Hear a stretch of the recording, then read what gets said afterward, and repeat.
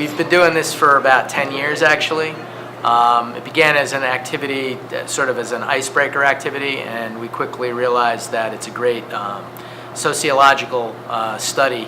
And what we found was that you really get a good analysis of behavior and motivation and curiosity and the roles that students will play, either as leaders, as followers, standing on the side and observing. You even get saboteurs and clowns that mess around with what you're trying to accomplish. Very limited amount of restrictions, other than they had to find a way within the time limit of the class to set them all up and put them all down in a one continuous either line or configuration. The only caveat that we put in there kind of at the beginning was that their grade would somehow be dependent on the success of the final product. It becomes really interesting when they have to kind of look in the mirror and figure out that, wow, you know, they were operating either out of fear or out of a desire to accomplish a task.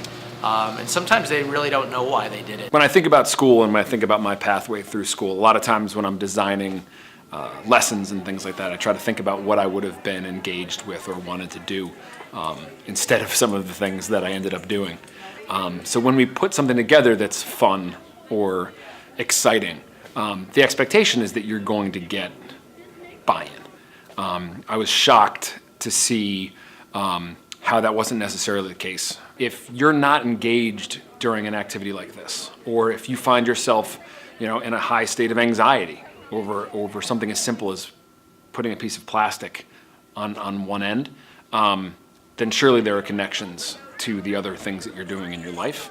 You know, we're assuming that the students are a part of this program because they are intrinsically motivated and they are curious and they are creative and they want to express themselves and they want to do passion projects. So, you know, if we have to tell them every step of the way what to do, that kind of defeats the purpose. We want it to be sort of a discovery process, kind of figure it out on their own, make mistakes, learn from those mistakes, and I think that kind of that experiential learning, you know, is much more valuable. Usually, most years, there's a lot of failure early on, and they actually learn pretty well from the mistakes that they make early in the process. But this year was very strange because I hadn't really seen that sort of that late failure before.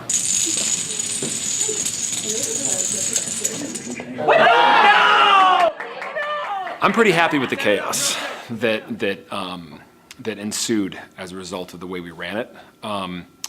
The discussions that we have afterwards around how they went through the process and where it was situated within the other things that we're going to be doing over the course of the year allowed us to have a very deep conversation about the way that they approach tasks, not just school-related tasks, but tasks in general.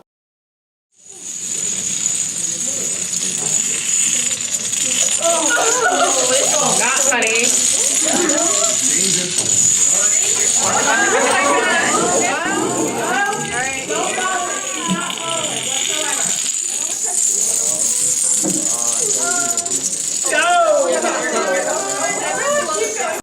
Come on.